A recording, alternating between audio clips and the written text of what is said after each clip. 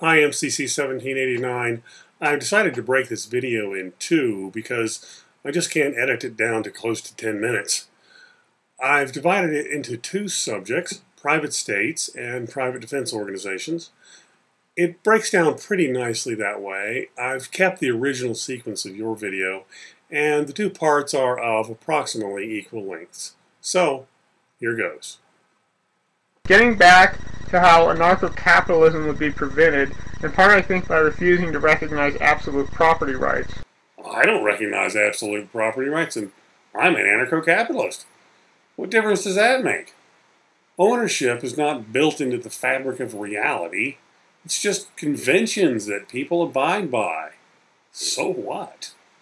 To deny the profit of their labor to others would be, in our view, exploitation. Of course, I agree. If everything required to produce a product came from that same person. Equipment, raw materials, space to do the work, design of how the end product should work, knowledge of fabrication techniques, and anything else that goes into it.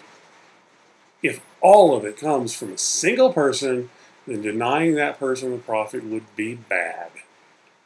But when it doesn't come from the same person, you can't just ignore certain things that go into production as if they don't exist. As for your term mercenary, it becomes telling once more. No, that's your term. You asked if I advocate mercenary organizations of force. I said it depends on what you mean.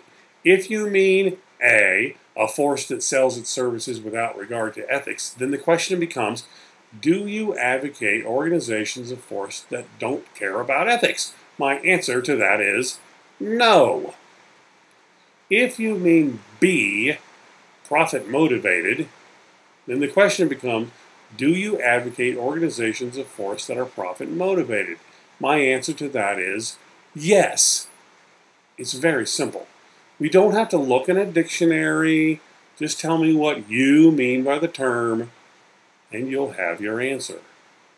How, then, is one to be prevented from becoming the other? The same way a Democratic Workers' Committee is prevented from doing unethical things. Other people see what they're doing and react. And the organization in question knows this. They cannot act with impunity the way states can. I don't buy your contention that lack of ethics is some bar to capitalist success, or that most of them don't have some aspect of this. The historical and institutional precedents seem to clearly point in the other direction. No, the history we're looking at is in a statist world.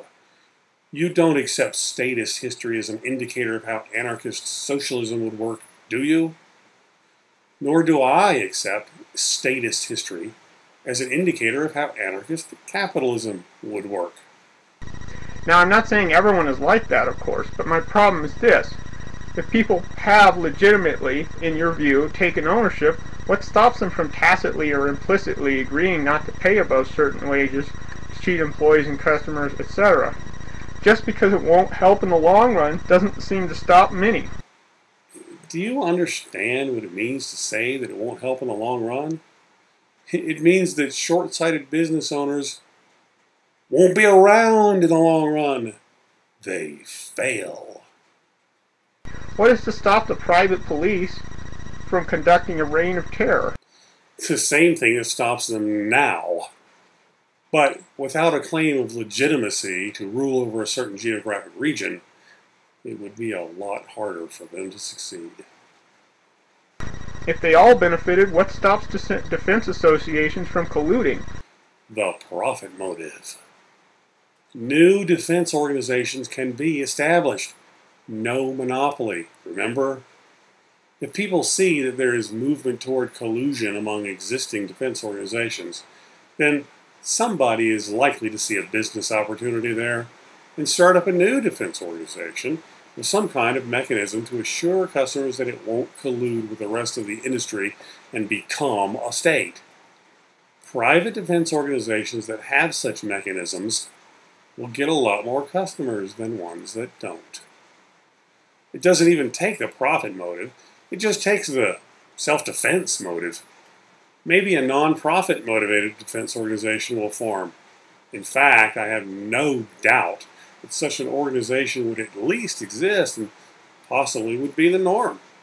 If they're better at getting the job done, then great. They'll be more successful than profit-motivated ones.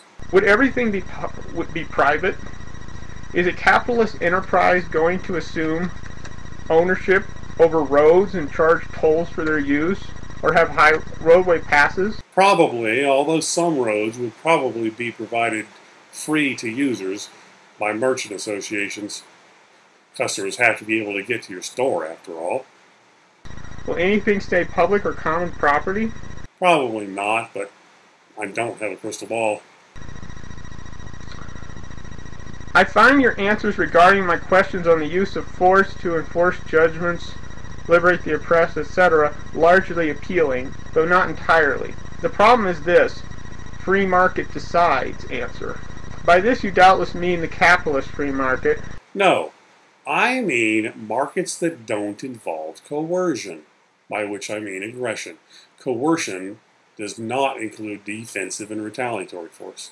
So if you have some kind of socialist free market and everybody's happy, then I have no problem with it. And do you think anything should be left that such business factors do not decide? Sure, there would probably be lots of those, although, again, I don't have a crystal ball. I'd also like to ask if you agree with the following argument. I own myself and the consequences of my actions. From this flows property rights. So therefore, without discussing otherwise what this means, am I able to sell myself for life or another period of time? Does this annul my right to self-ownership, and if so, forever? Legitimately, can I do this? If not, then why? Can I renegotiate contracts for this once entered, or by doing so have I forever released ownership of myself? I'm not sure it makes sense to say that you own yourself. You're just you. You can own things outside of yourself, although I don't know what it would mean to own a consequence. You can own things. If self-ownership has any meaning, then it is certainly different than owning things outside of yourself. I don't think it's reasonable to say that you can sell yourself into slavery.